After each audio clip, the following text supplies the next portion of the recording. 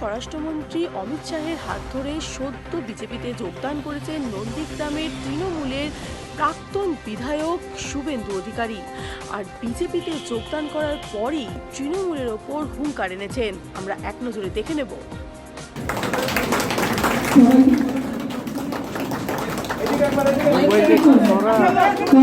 মাধ্যমে সবাইকে বলবো, আমাদের পরিবার, আমার পরিবার বিজেপি পরিবারের সাথে যে ভারতবর্ষের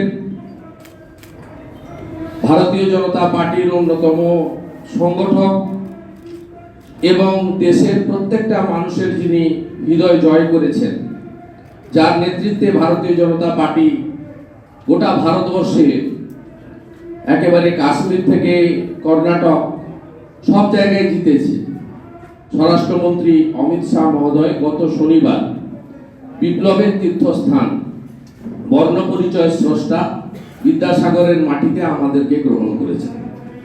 এর থেকে বড় প্রাপ্তি আমাদের হতে পারে না। এটাই আমাদের সবচেয়ে বড় প্রাপ্তি ঘটেছে এবং এই প্রাপ্তিটাকে সঙ্গে নিয়ে আমরা এগোব। আমি যে কথা আপনাদের বলতে পারি যে আমরা এই পার্টির প্রাইমারি মেম্বারশিপ পার্টি আমাদের দিয়েছে।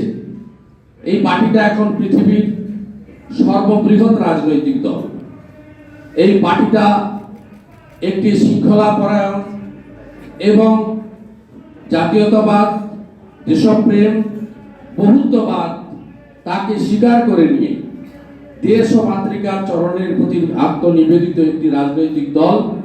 সেই বৃহত্তর রাজনৈতিক দলের পরিবারের আমরা সদস্য হয়েছি এবং সদস্য হওয়ার পরে আমরা এই পার্টির যে নীতি, আদর্শ, শৃঙ্খলা, মানুষের প্রতি যে দায়বদ্ধতা, সেটাকে সামনে রেখে এগোবো। আমি বক্তব্য দীর্ঘায়িত করব না। আমাকে দল ইতিমধ্যে সুযোগ দিয়েছে। পূর্ব বর্ধমানের পূর্বস্থলী থেকে আমি জনতার মাঝে কাজ করার সুযোগ, বক্তব্য রাখার সুযোগ, পার্টি যা যা দায়িত্ব কর্মসূচি আছে পালন করার সুযোগ দল ইতিমধ্যে দিতে শুরু করেছে। আগামী দিনে আমরা সবাই মিলে একসঙ্গে আমাদের একটাই লক্ষ্য থাকবে যে এই বাংলা, যে বাংলা ডক্টর শ্যামাপ্রসাদ মুখোপাধ্যায়ের আত্মবলিদানের মধ্য দিয়ে আমরা আজকে পশ্চিমবঙ্গের অধিবাসী হিসেবে আছি। আমরা পশ্চিমবঙ্গে থাকার সুযোগ পেতাম না যদি ভারত কেশরী ডক্টর শ্যামাপ্রসাদ মুখোপাধ্যায় তিনি আমাদেরকে এই ভারতবর্ষে থাকার সুযোগ করে না দিতেন।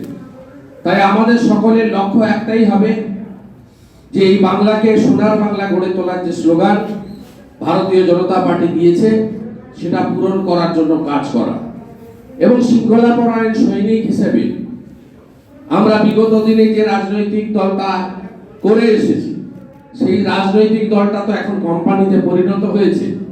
সেই রাজনৈতিক দলে না আছে কোনো শৃঙ্খলা, সেখানে কেউ অ্যাপয়েন্টমেন্টও পান না, কোনো মিটিংয়ে রেজুলেশনও লেখা হয় না। আমরা দেখেছি যে সেই কোম্পানি থেকে বেরিয়ে এসে আমরা একটা প্রকৃত রাজনৈতিক দলে সদস্যপদ পেয়েছি, তারা দিয়েছেন।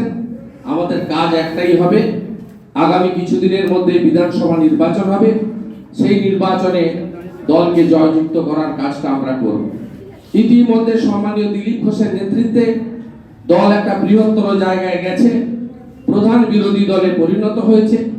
আমি গত পরশুদিনই কাঁথির সভাতে বলছিলাম যে ভারতীয় জনতা পার্টির কর্মীরা তারা অনেক পরিশ্রম করে অনেক মার খেয়েছেন, মিথ্যা মামলায় গ্রেপ্তার হয়েছেন, 135 জন কর্মীর আত্মবলিদান হয়েছে। তারা অনেকটা দূর এগিয়ে দিয়েছে পার্টিকে।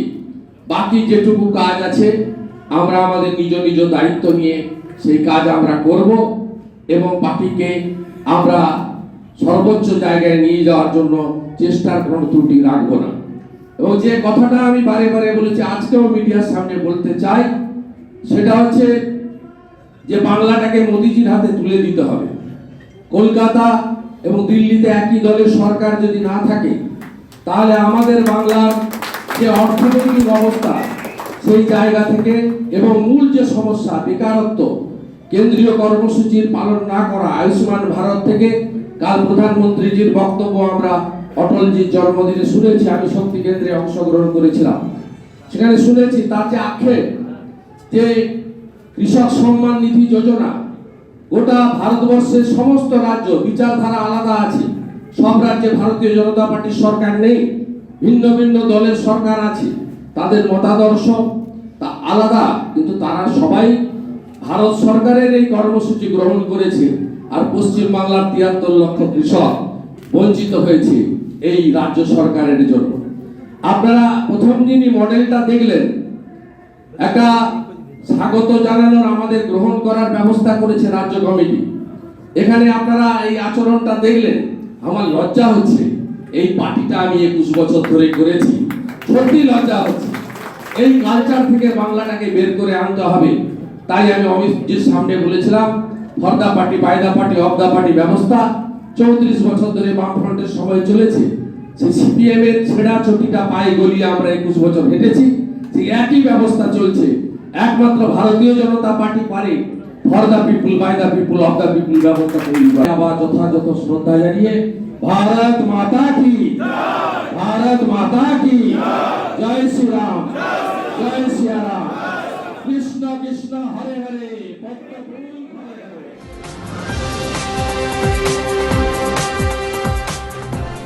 রহস্যজনকভাবে আগুনে ভস্মীভূত ৩টি গাড়ি। ঘটনাটি ঘটেছে রানীগঞ্জের বল্লভপুর এলাকায়। তৃণমূল কংগ্রেসের উপপ্রধান সিদ্ধান মণ্ডলের খামার বাড়িতে থাকা ৩টি গাড়ি রাতের অন্ধকারে আগুন লেগে যায়। এই নিয়ে শুরু হয়েছে রাজনৈতিক চাপানোত্তর। তৃণমূল কংগ্রেসের উপপ্রধান শ্রীধাম মণ্ডলের অফিস ঘরে ভয়াবহ আগুন।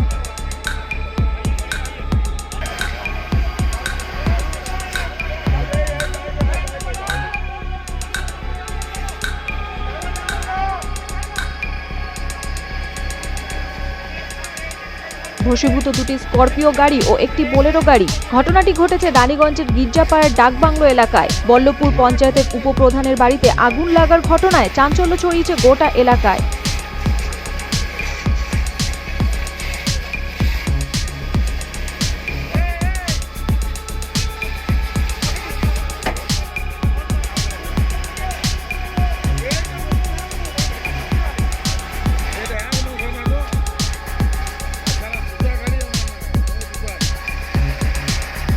স্থানীয় সূত্রে খবর, শুক্রবার রাত্রি ১১টা নাগাদ এলাকার প্রতিবেশীরা লক্ষ্য করেন গাড়িতে আগুন জ্বলছে।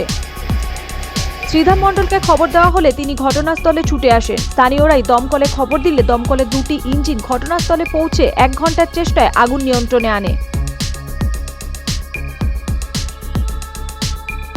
তৃণমূলের ওই উপপ্রধানের দাবি, তার বাড়িতে বিজেপি আশ্রিত দুষ্কৃতীরাই আগুন লাগিয়েছে। তিনি জানান, দীর্ঘ কয়েক বছর ধরে এই বাড়িতেই তাদের গাড়িগুলি পার্কিং এর ব্যবস্থা করেছিলেন। গাড়ি আমাদের গার্ডও ছিল, না থাকা লয়। তো আমরা এখানে মোটামুটি আমার গ্রামে যে ধান এখানে ঝেড়েছি, কিছু খড় ছিল। তো কোনো দুষ্কৃত হোক, কোনো দুশ্মনী হোক, কোনো আমার মানে গাড়িতে খড়ে লাগাই, খড়ের পর আমাদের গাড়িগুলা কিন্তু জ্বালা যায়। 3খানা গাড়ি ছিল, 2টো স্করপিও টপ মডেল, একটা বুলেরো। আপনি তো তৃণমূলের গ্রাম প্রধান নাকি? তৃণমূলের গ্রাম উপপ্রধান। তো আপনি কি মনে করছেন, কি একটা মানে ষড়যন্ত্র আমাদের ভাবছি, যেটা একটা বিজেপি চক্রান্ত, একটা বিজেপি ষড়যন্ত্র চক্রান্ত, যে ইয়ারা এইসব করছে, এইগুলাকে আমাদের ক্ষতি করতে হবে। তো পুলিশ আছে, পুলিশের যাচের বিষয় আছে, পুলিশ এটাতে যাঞ্চ করবেন কে করেছে না করেছে। আমার মনে যে সন্দেহ, ওখান থেকে টোটাল ইলিগাল কাজ ডিল হয়। আর তারপরে টিএমসি পার্টিতে এত গোষ্ঠীদ্বন্দ্ব, সেই গোষ্ঠীদ্বন্দ্ব শিকার সিদ্ধান মণ্ডলের গাড়িটা হয়েছে।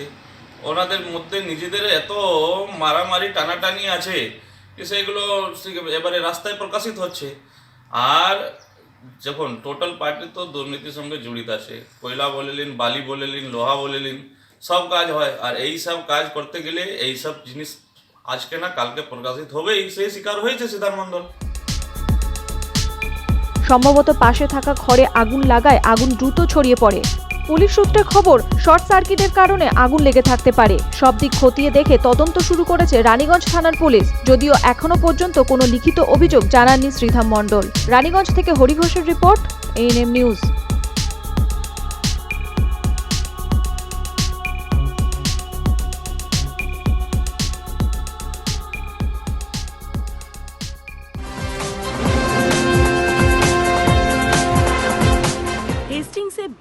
কার্যালয়ের সামনে ধুন্ধুমার। অফিসে প্রবেশের সময় সদ্য দলত্যাগী সুনীল মণ্ডলকে ঘিরে বিক্ষোভ দেখিয়েছে তৃণমূলের সমর্থকেরা।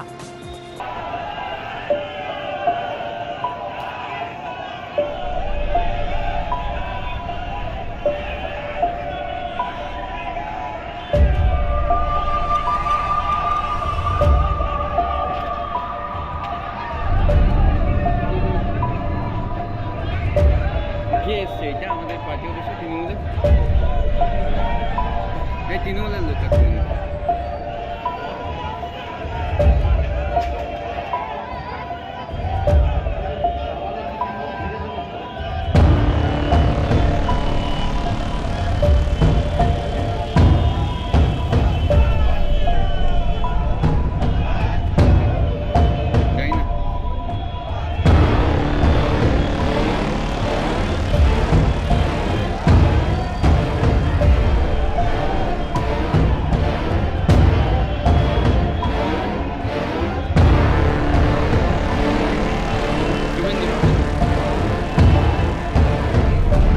আরে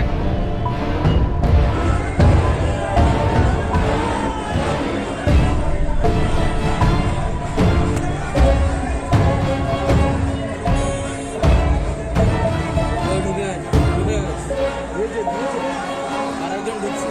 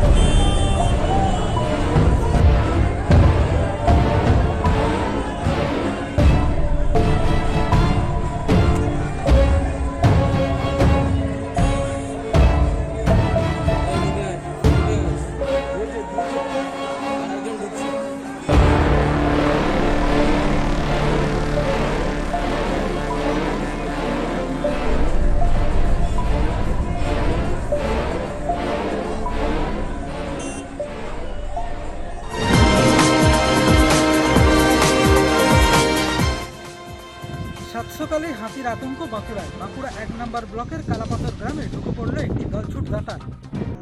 সাত সকালে হাতির আতঙ্ক বাঁকুড়ায়। বাঁকুড়ার 1 নম্বর ব্লকের কালাপাথর গ্রামে ঢুকে পড়ে একটি দলছুট দাঁতাল।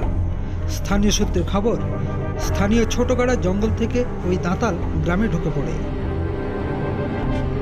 আজ সকালে বাঁকুড়ায় হাতির আতঙ্ক।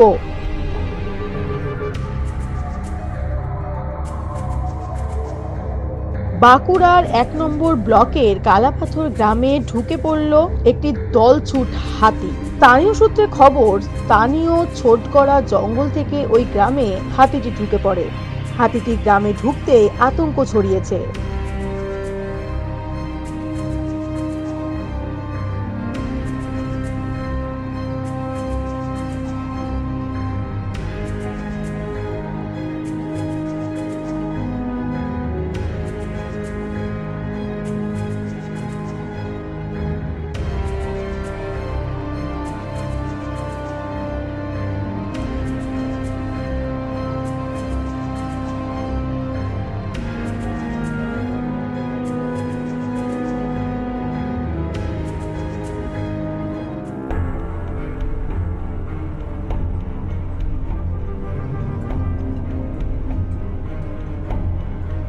স্থানীয় সূত্রে খবর, এর আগে কখনো ওই এলাকাতে হাতির দেখা মেলেনি, তাই হাতি দেখে চিন্তিত এলাকার মানুষজন।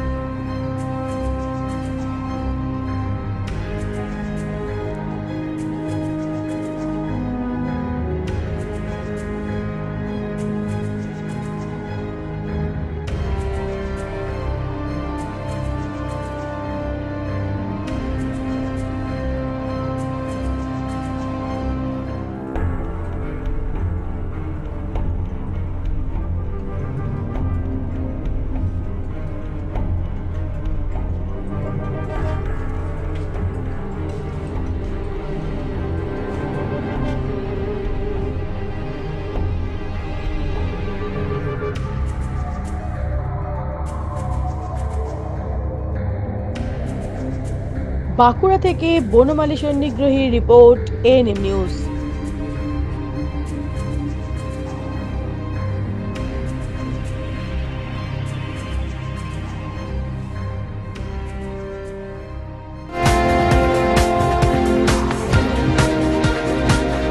খেলার মাঠ দখল করে বিজেপি দলীয় কার্যালয় তৈরি করার অভিযোগ উঠল বিজেপির বিরুদ্ধে। ঘটনাটি ঘটেছে দুর্গাপুরের 5 নম্বর ওয়ার্ড ধুনরা প্লট এলাকায় যথেষ্ট উত্তেজনা। ঘটনাস্থলে রয়েছে কমব্যাট ফোর্স।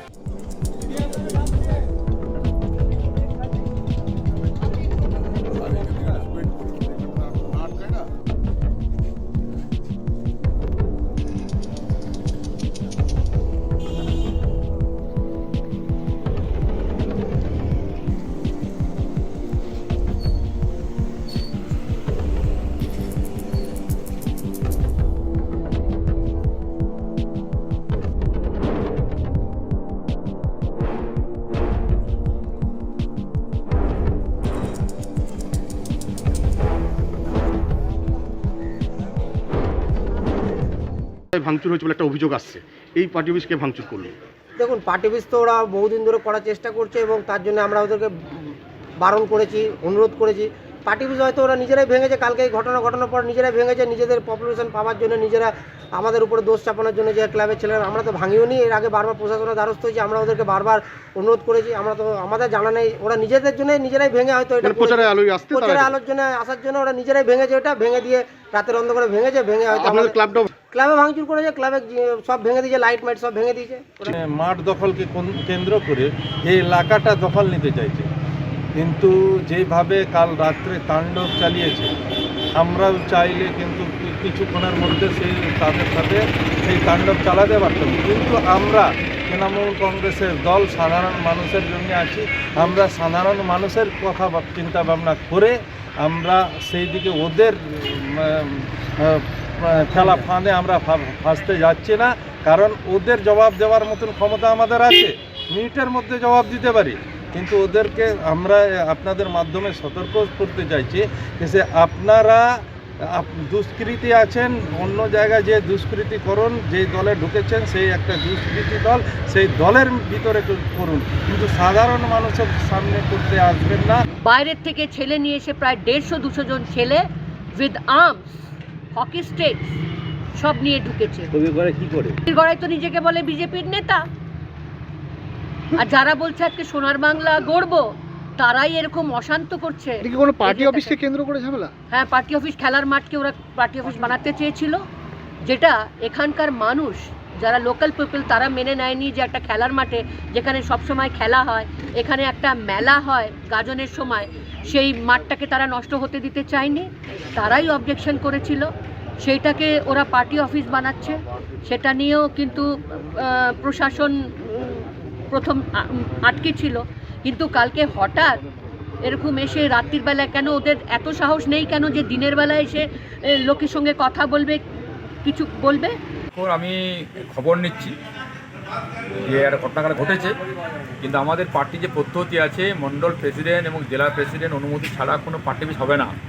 আমরা বলছি পার্টি অফিস, কিন্তু আমি জানি শুনছি ক্লাবে ঝামেলা, তো সেটা কেন্দ্র করে পার্টি অফিসের পার্টির নাম দেওয়া হচ্ছে। আর স্বাভাবিক আছে, এখন যা ঘটবে এখন বিজেপি, বাংলায় যেভাবে বিজেপি এগিয়ে আসছে, তৃণমূল কংগ্রেসকে মানুষ বর্জন করছে, সিপিএম বর্জন করছে, দুর্গাপুর আসানসোলের মানুষ সমস্ত এখন বিজেপি হয়ে যাচ্ছে, আর সেই কারণে বিজেপি নাম জানা হচ্ছে। কিন্তু আমাদের পার্টিতে আগে বলছি যে আমাদের পার্টির মণ্ডল প্রেসিডেন্ট, জেলা প্রেসিডেন্ট না বললে পার্টি হবে না। এটা পুরোপুরি কিছু ক্লাবের কর্মীরা মিলে হামলাটা ঘটেছে, এবং সেটা কেন্দ্র করে তৃণমূলের গোষ্ঠীদ্বন্দ্ব হয়েছে, বাড়ি ভাঙচুর করেছে, এবং যারজন ছেলে এফআইআর করেছে, গ্রেপ্তারও হয়েছে। সেই বিষয়টা আমরা দেখছি, খবর নিচ্ছি।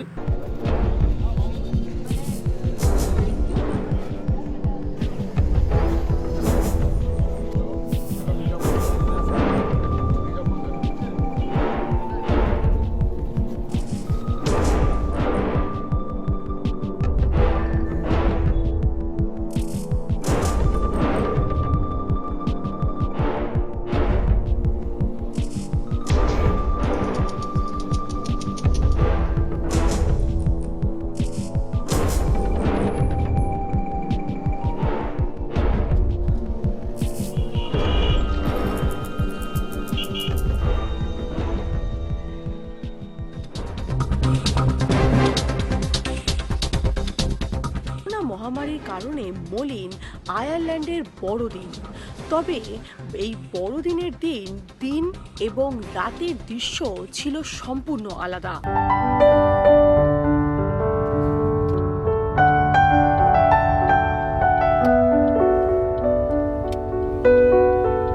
করোনা মহামারীর কারণে মলিন আয়ারল্যান্ডের বড়দিন।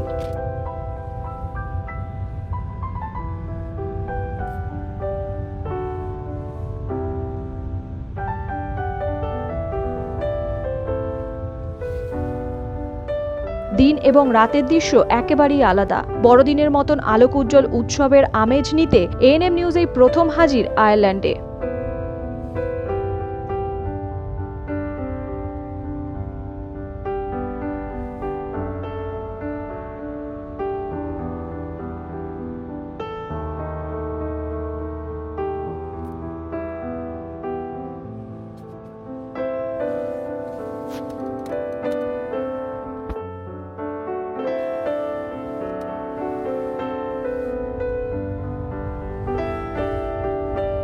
করোনার কারণে সরকারি নির্দেশ মেনে বন্ধ ছিল শপিং মল, ছোট দোকান, রেস্তোরাঁ।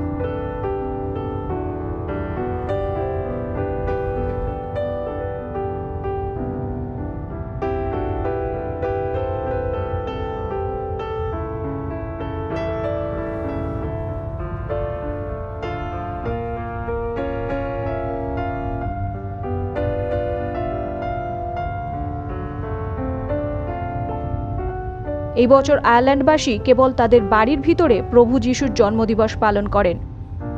রাস্তায় ছোট গাড়ি ছাড়া গণপরিবহন ব্যবস্থা একেবারেই বন্ধ ছিল। প্রশাসনের তরফ থেকে সাজানো হয়েছিল গোটা ডাবলিন শহরকে।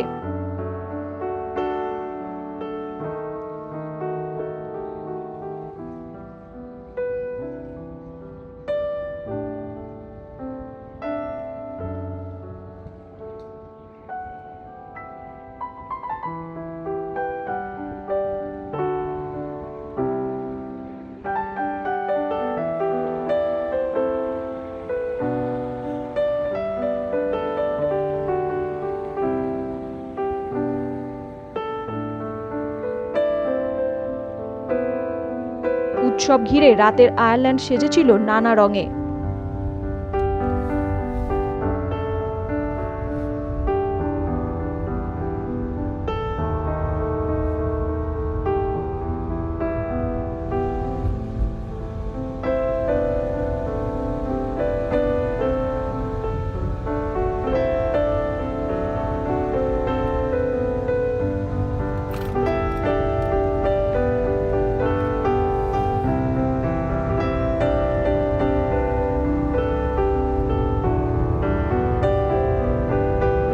আলোকসজ্জায় কিছুটা বৈচিত্র্য আনা হলেও উৎসবে পড়েছিল ভাটা। আয়ারল্যান্ডের রাস্তায় দেখা যায়নি কোনো মানুষকে।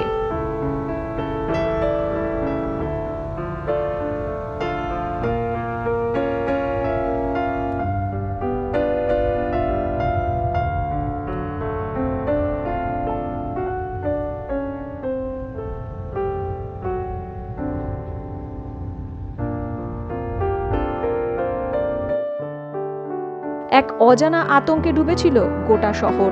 Bureau report, Dublin.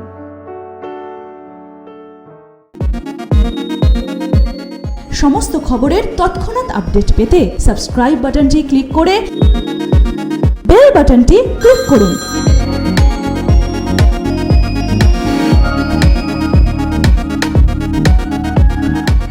আরও খবরের আপডেট পেতে সাবস্ক্রাইব করুন আমাদের ইউটিউব চ্যানেলটি আর বেল আইকনে ক্লিক করুন নোটিফিকেশনস পেতে।